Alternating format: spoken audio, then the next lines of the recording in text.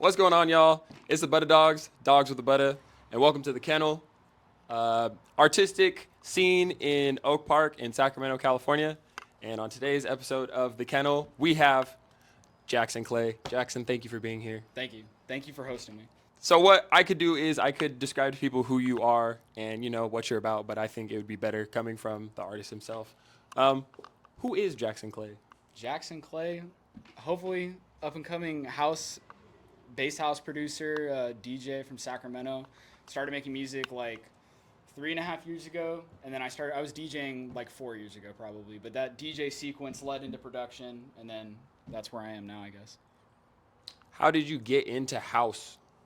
Me and my friends would go to festivals, and we listened to dubstep. We did other stuff like that, hardstyle, everything, all the different genres. But like house music was just the one that we kind of all branched to.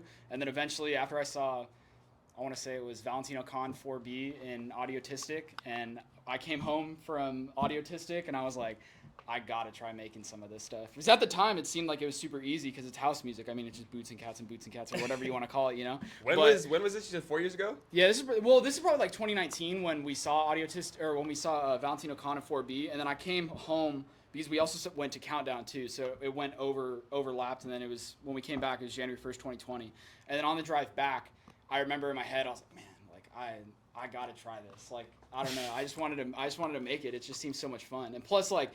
Right at the time too, TikTok was kind of blowing up, and I feel like everyone hopped on the TikTok train with like because they made the small little portable DJ like boards. Like everyone was getting the DJ. Like, is it like the Pioneer one? Because you have a Pioneer, I have right? a Pioneer, but it was like the bigger or smaller version. There was a smaller version of the Pioneer, yeah. Okay. And they had like Pioneer, Record Box, whatever it was. But like everyone had like, there's so many people that we knew when I was living in Santa Barbara that had all those different like Pioneer little like DJ boards, and everyone was messing with. So I came home from Audiotistic. I was like, man, I gotta try this.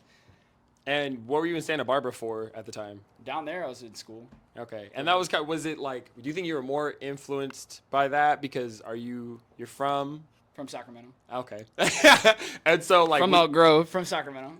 Do you feel like you found more of an influence like in Santa Barbara than up here? Like when you were living here and growing up, were you not inspired yet by house music? Like when I was living in Sacramento? Mm-hmm. No, I didn't even listen to anything like that. Like I didn't start listening to any EDM until post high school, so like 2019. Mm-hmm. And then the EDM I was listening to was like super basic, like I wouldn't say basic, but it's like progressive house, like Avicii and your Zed and your kind of like mainstream radio guys, I feel like. And it wasn't like you weren't like hard like dubstep like Skrillex or like. Not really. Like I never hit that Skrillex scene like when he was blown up like 2012 or 2010s or whatever that was, like that one banger, or is it Bangerang or his I forget what his album is. I know that song. That song's a banger. But I don't know if that's off his recent album or not. But like I could see it like the 2012 like Modern Warfare 2 montage Skrillex. I never really got into it.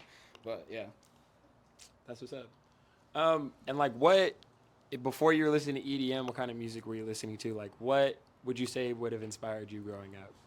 Hip hop, definitely hip hop. Like a bunch of different rap artists, hip hop artists.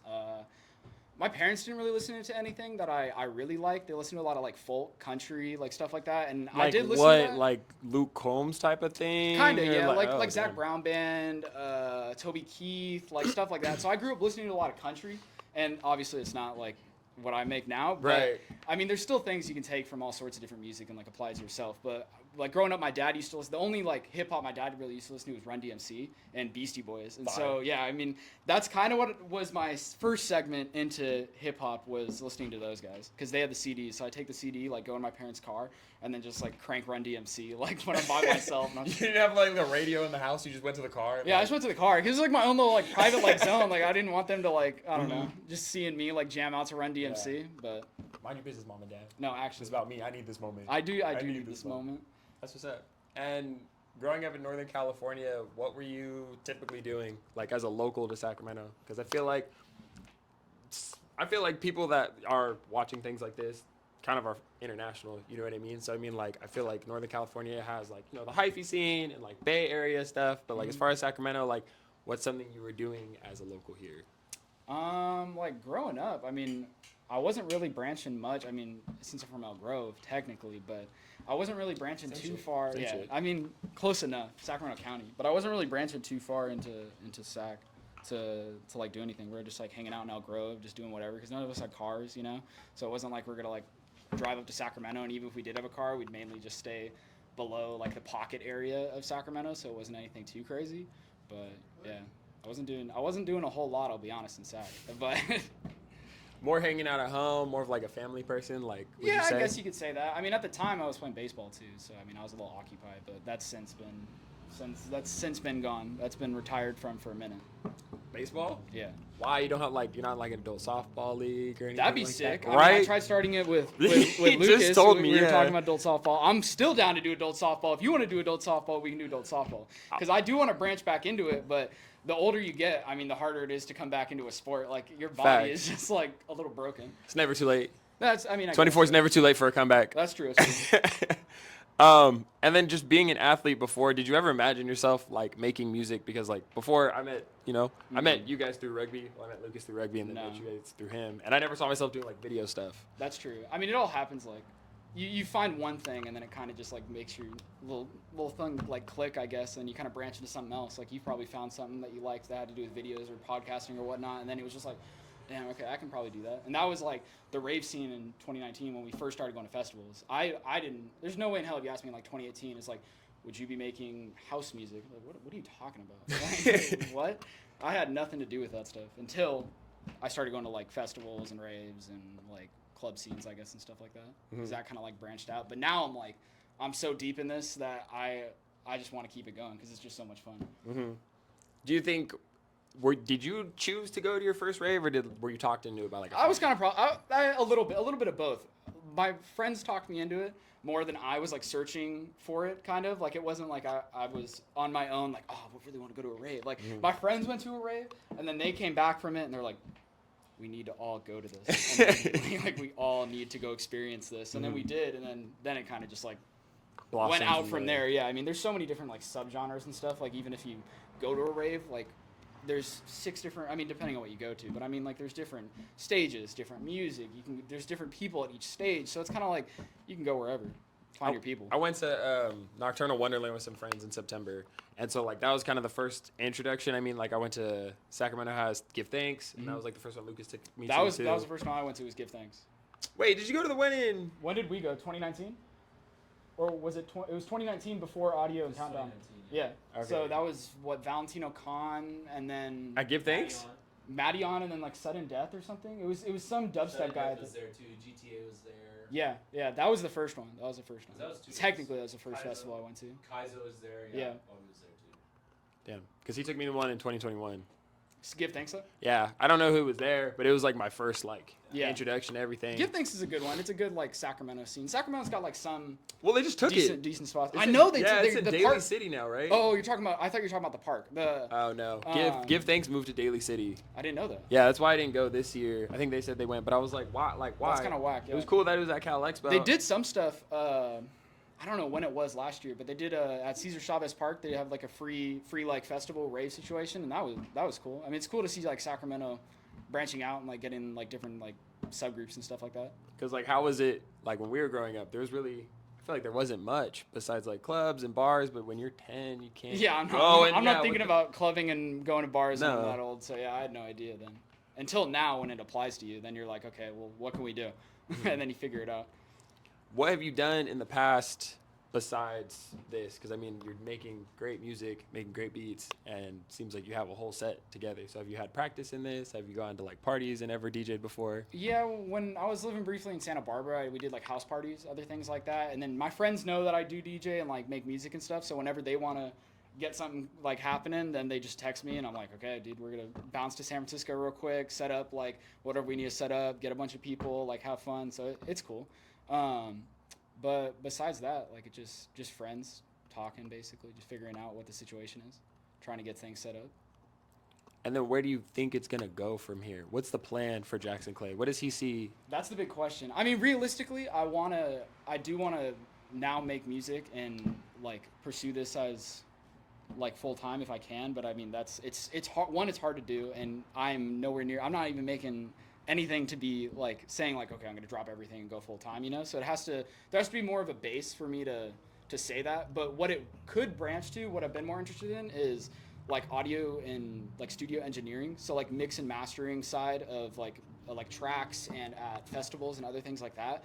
And I've kind of been looking into that a little bit, but not a whole lot. But it's piqued my interest is like that kind of job situation. So like for now, this is just a cool, fun hobby. But I mean, hopefully it can, I mean, be what I want it to be in the next like 5-10 years. But like as a more realistic standpoint on it, like probably somewhere in like audio engineering, like that'd be cool.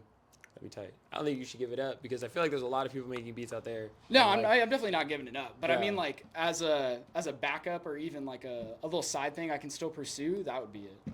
Okay, Yeah. that'd be tight. Have you ever thought of like reaching out to like the scenes in Sacramento and like DJ and like people that run Concert in the Park, people that run like maybe Yeah. Tiger or Golden Bear? The only time I've ever reached out was to the park in Sacramento, and that was like a couple months ago, but I didn't hear anything back. So I haven't actually like gone out of my way and like what I know I need to do is like walk in, make my like give a face to the name, and then introduce myself. Even like Pass on mixtape. dude, yeah, literally like on like a VHS Nah, or a dead ass. cassette or something. It's Yeah. like y'all gotta listen to this. I know this guy Jackson Clay. Come Yeah. back and you're like, what's me? But I mean, you just got to make your presence known. I haven't done that too much, honestly, right now. But it's been what I was doing for a while was focusing on DJ aspect, and I'm like, okay, now I want to get this down. And once I got that down okay enough that I was like comfortable with it, then I was like, okay, now I'm gonna focus on producing. And then the last like 3 years, I've pretty much been like nonstop focusing on producing, like getting my production up, getting the mixes good, getting the masters good, getting everything that needs to be like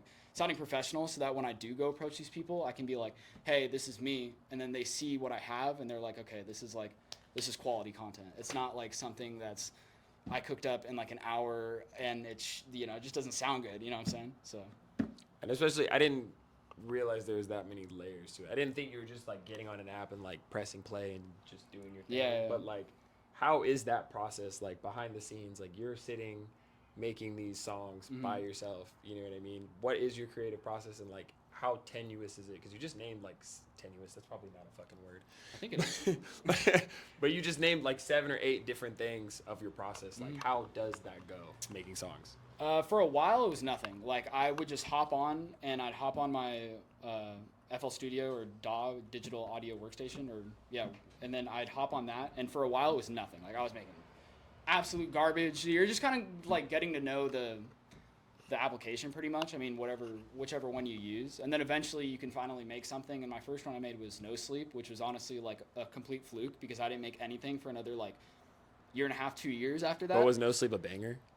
Personally, I think it is a banger. My friends still do think it's a banger, but like listening to it now, it's so hot garbage. Like it's mixed so poorly. The sounds, like I didn't add any like post production, like any sort of EQing on stuff. Like I didn't. It just sounds so nasty when I listen to it now. But there's like a certain aspect of that song that I still love because it's just like. Did you play it? No, I didn't play it. I lost the audio file for it. Oh, so what? Only Spotify has that audio file, and I have no idea if I can get it back because I reset my computer.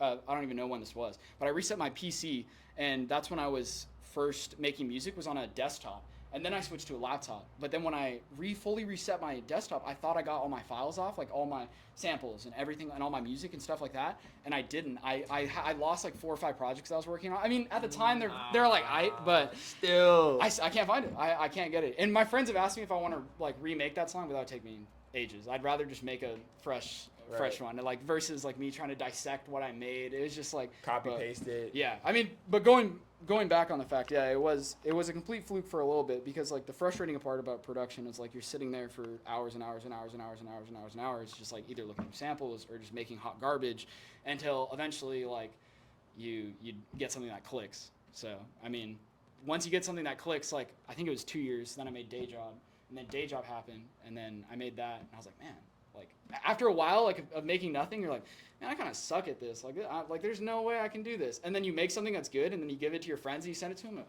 that's kind of good. That's kind of fire. Kind of like that. Yeah, and then you get like re-hyped up into it. I get the inspiration going, so it's kind of cool. But there is a lot of behind the scenes process that goes in all that. That's what's up. And for like anybody who doesn't know who you are, like how do you perceive yourself? How do you see the music you make? Like how would you describe it?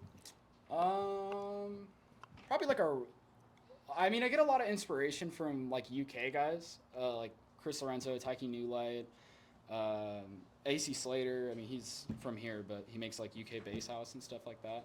And I feel like that's kind of where I'm branching off into. I'm still trying to find like Jaxon Clay's sound, you know? Like I feel like if you listen to a song on not the radio, but like on a streaming service and you know it's like Chris Lake, you can tell. Or like Sammy Virgie, he's a UK guy, you can tell like that's a Sammy Virgie beat. Like, oh my god, I know what this is. I'm still trying to find that, but it's still cool to branch off, make different things in different genres, like subgenres of house. Are you trying to work on a new one anytime soon? Or are you Like new song? Or new song and new genre? Yeah, new genre. I've been branching into garage, which is like a UK garage. It's probably like 130 BPM and a little bit higher than that. But yeah, I've been branching into that. You could do different things with that. Like Oppidan is a big one. Sammy Virgie is a big one in the garage scene right now.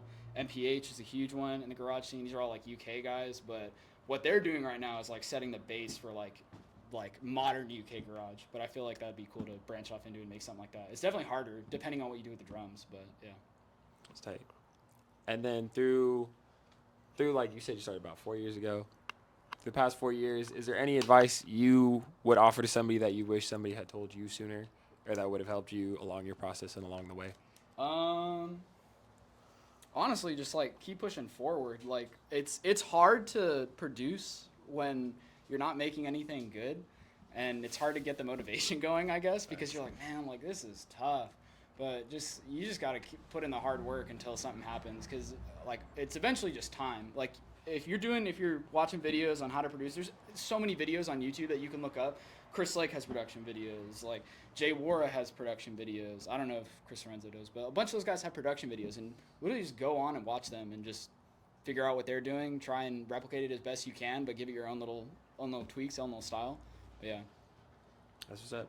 Are you DJ for hire, or do you just do this for funsies? Nah, I want to be DJ for hire. I haven't been hired yet, so I guess technically it still is funsies. Yeah. Yeah. That's what's up. If you want to shout out a plug or anything, bruh, Spotify, YouTube, TikTok, Twitter, Instagram. Yeah, Jaxon Clay on Spotify, Apple Music, YouTube, Instagram, Twitter. That's what's up. Jaxon, thank you for coming to the kennel. We appreciate your time, bro. Thank you. Buttadawgz out. Peace.